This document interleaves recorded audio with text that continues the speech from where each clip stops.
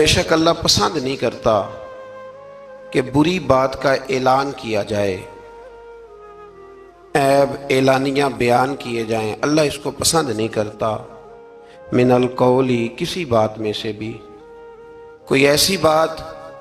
کی جائے، کوئی ایسا قول بیان کیا جائے جو برا ہو، اللہ اس کو پسند نہیں کرتا اس کے اعلان کو۔ الا من ظلم، ہاں جس پر ظلم ہو، جس پر زیادتی ہو، اس کو اجازت ہے کہ وہ اعلانیہ اس بات کا اظہار کرے کہ فلاں نے میرے ساتھ ظلم کیا۔ آیت کے پہلے حصے میں اس بات کی طرف اشارہ فرمایا گیا ہے کہ بلا وجہ کیا سرانیوں پر اور بدگمانیوں پر بری باتوں کا اعلان نہ کرو، بلکہ اگر اس بات کا تعلق معاشرتی طور پر لوگوں پر نہیں پڑ رہا اور کسی شخص کا وہ ذاتی فعل ہے اور اس کی اس غلطی کا تعلق اس کی ذات کے ساتھ ہے، تو پھر تو حضور نے پردہ پوشی کا حکم دیا ہے۔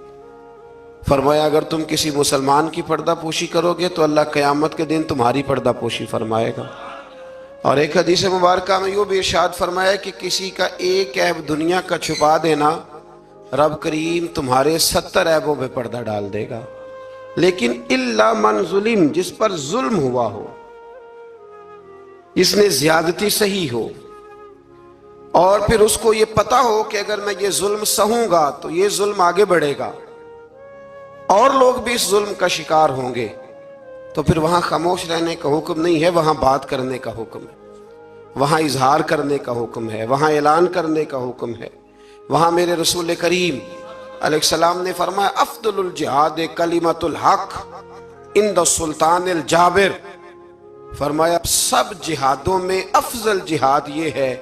کہ تو ظالم بادشاہ کے سامنے کھڑے ہو کے سچی بات بیان کر دے،